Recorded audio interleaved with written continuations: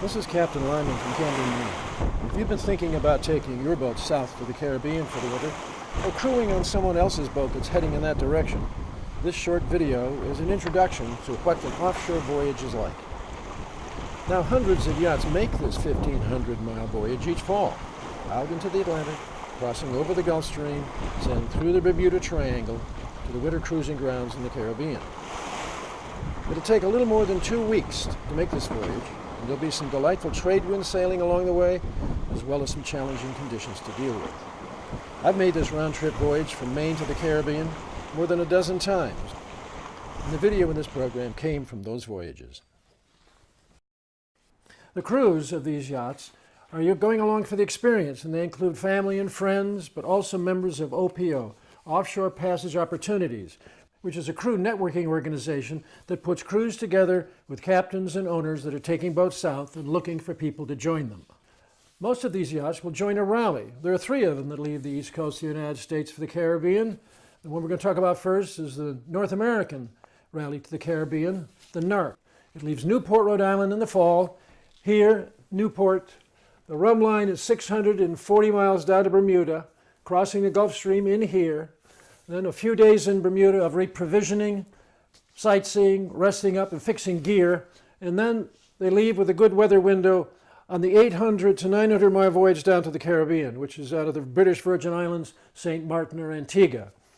But we like to make a little easting out here at about 63 degrees west, so that when we get into the trade winds here around 22, 23 degrees north, the winds will be blowing 15 to 25 knots, and we want to have those on our stern or on our port quarter as we go into the islands. There are 2 rallies that depart the mouth of the Chesapeake Bay and make a direct sail to the British Virgin Islands without any planned stops. The Caribbean 1500 departs from Portsmouth, Virginia, and the Salty Dog Rally departs from Hampton Roads, Virginia, both near Norfolk. Both usually pick the first weekend in November to depart. A British company called World Cruising Club bought the Caribbean 1500 a few years ago from founder Steve Black and added it to their stable of rallies that charge a fee for joining. The Salty Dog Rally started off as a renegade rally, departing from about the same place and time as the 1500. It has grown to far surpass the Caribbean 1500 in numbers because it's free, and also because of the efforts of Blue Water Sailing Magazine in helping with seminars, a weather router, and some organization. For those that live aboard, or are full-time cruisers, being in the Chesapeake Bay, and perhaps attending the Annapolis Boat Show in October, it's far better being there than in cold New England. So it makes sense from departing further south in the NARC Rally. The Salty Dog Rally attracts many repeat snowbirds that make the sail back and forth every year. The 1500 runs a tighter ship with a full onboard safety inspection and a list of required offshore gear.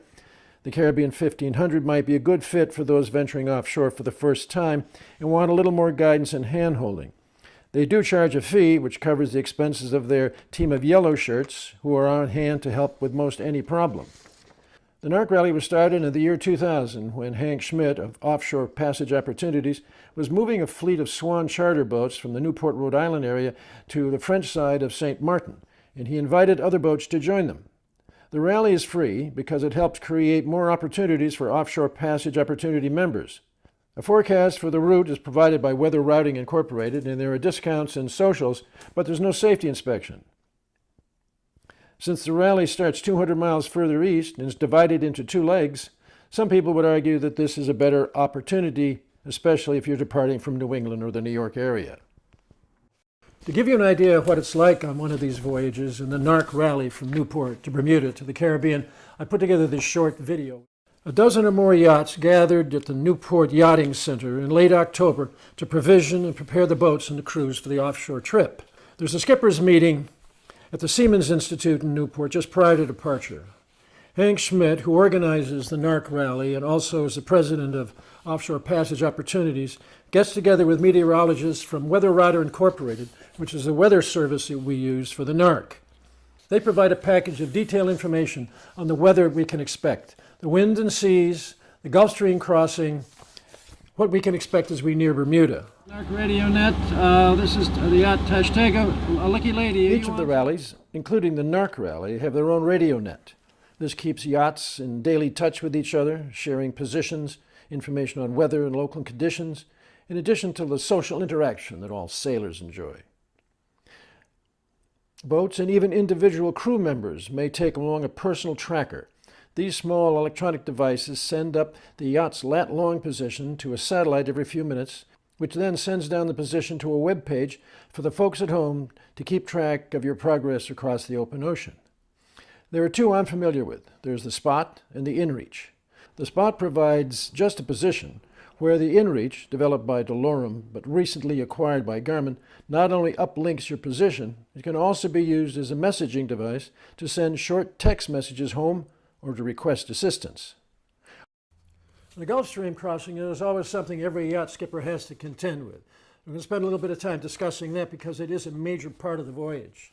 This fast-flowing body of water, which comes up out of the Florida Straits here and goes out into the Atlantic, is not just a single body of water. It meanders around, it spins off eddies, creates counterflows, and finding out where it's going to be when you cross it is imperative to make sure that you can get it on the right side.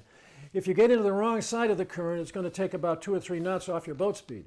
Hit it on the right side, and it'll add that amount to your voyage. This is the chart of the Gulf Stream as it intersects our course from Newport to Bermuda. Weather Routing Incorporated, the weather routing service we used, provided this to us just before we left Newport. Let me show you this in detail. Newport is here, Bermuda is down here. The rum line is this line here. What we wanted to do is make the best use of the Gulf Stream and not have it be a bother. So, we had planned to come down across the Gulf Stream at its narrowest point here, but the weather router said, well, why don't you make use of this section in here, which is a positive flow. So the route we took was on the rum line. We came right down across, picked up the Gulf Stream right here, and had 1.5 knots to 2 knots pushing us all the way over to here. As we came down across this one, picked up this eddy here, and went into Bermuda there. When we left Newport in early November on the NARC Rally, the wind was blowing northwest 25 to 35 knots. The seas were building to 9 feet as we left the lee of land and headed out into the Atlantic to our first waypoint on the Gulf Stream. Now, since we were sailing southeast, the wind and the seas were off our starboard quarter, pushing us along at near hull speed. It was a wet and cold night on deck. Now that next morning, the seas had diminished, the wind had dropped to 15 to 25 knots. We were sailing along under full sail, making good speed, heading to the Gulf Stream. Now crossing the Gulf Stream was a joy this time because we found a nice little meander that added 3 knots to our speed over the bottom. So instead of sailing along at 6, we were sailing along at 8 knots. It took us about a half a day to get through the Gulf Stream, and on the other side, the wind went into the southwest. We sailed for a while, and the wind dropped, and we motored for a day. About 150 miles north of Bermuda, a front was approaching. We heard about it from weather routers on the sat phone and passed the word to the rest of the fleet about what was going to happen. This is the NARC Radio Net, this is the yacht Tashtego. Lucky Lady, are you on tonight? Tashtego, this is Lucky Lady, over. Good evening, Francis, and where do we find ourselves tonight? We find ourselves at 35436619. Joycey is much better. We decided to really try for Bermuda, and at 4 o'clock we began motoring southwest to get as far over as possible for the upcoming wind, which appeared in the grid files I downloaded today. Over. I copy that. We are at 35 degrees 20 minutes, 66 degrees 40 minutes. We're slightly ahead of you. We're heading due south right now to a waypoint to the northwest of Bermuda in anticipation of this wind stuff that's happening. Now, if anyone's out there listening besides Lucky Lady, I just got off the horn with Weather Trackers Incorporated, and this is the report they gave me. What's that crazy wind meter thing? Warning.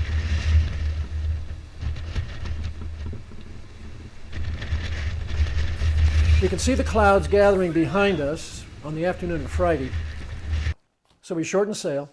We put a full reef in the main and prevented it off to the port side so it wouldn't jibe. We ran with just the full reef main and the staysail, steering just 10 degrees off downwind. It was tricky because the seas were building behind us, with the wind behind us. We didn't want to jibe, we didn't want to broach.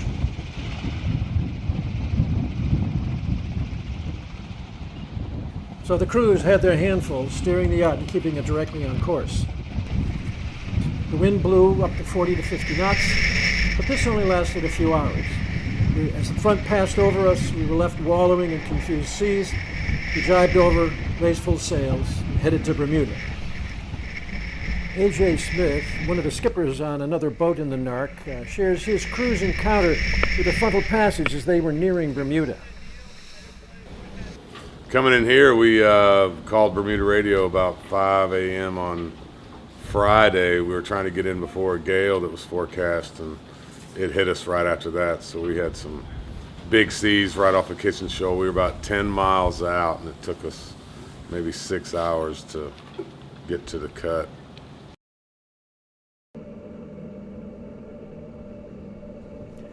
The wind shifted out of the southwest. We raised sail and headed for Bermuda.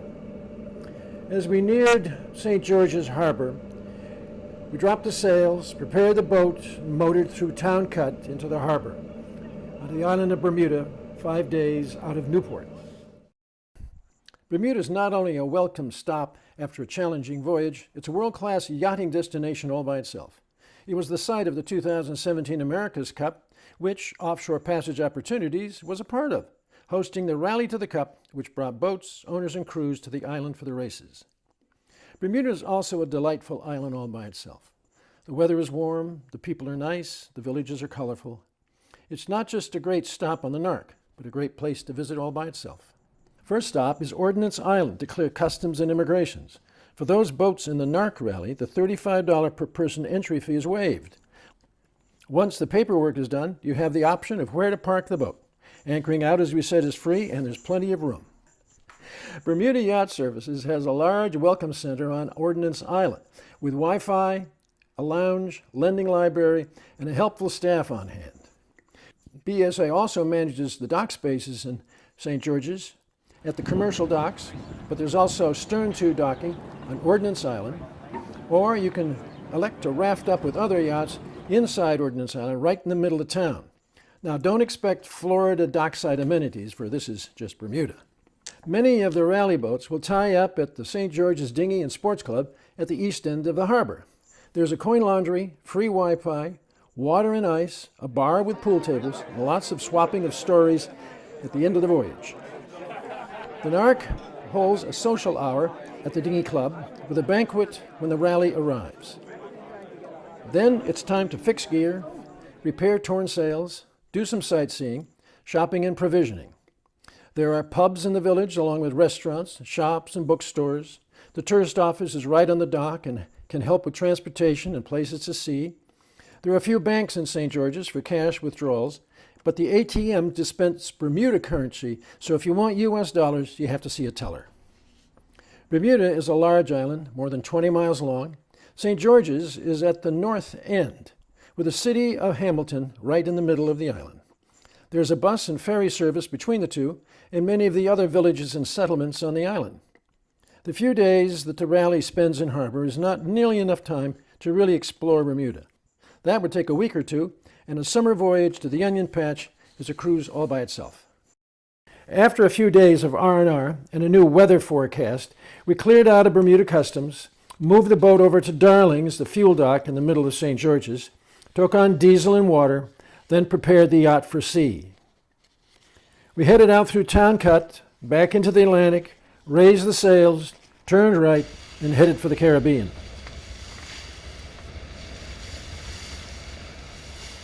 This voyage south of Bermuda to the Caribbean is the best of all. The weather is warm and sunny, the foul weather gear is off and put away, and it's shorts and t-shirts the rest of the trip. The fishing is generally pretty good, with mahi-mahi the most abundant. Now there's time to read, work on the tan, write up your personal logbook, and swap stories with the crew. The winds are usually northeast when leaving St. George's, but then 100 miles south of Bermuda, you'll run into a high-pressure cell that'll steal the wind, so we motor for a day. The winds come back out of the east a few hundred miles north of the Caribbean islands, first blowing 10 to 12 knots, then increasing to 15 to 20 to 25 knots as we enter the trade winds, around 23 to 24 degrees north. From here on, it's fast sailing with the winds on the beam at port quarter all the way into the islands. We dodged squalls and rain showers, but the sailing was steady on a port tack with the winds slightly south of east for the rest of the way. Sunsets and sunrises are dramatic, and at night, the sky is full of stars. 60 miles north of our waypoint, just north of the British Virgin Islands, we eased the main and jib, steered south by southwest into the islands, the wind and the seas now on our port quarter.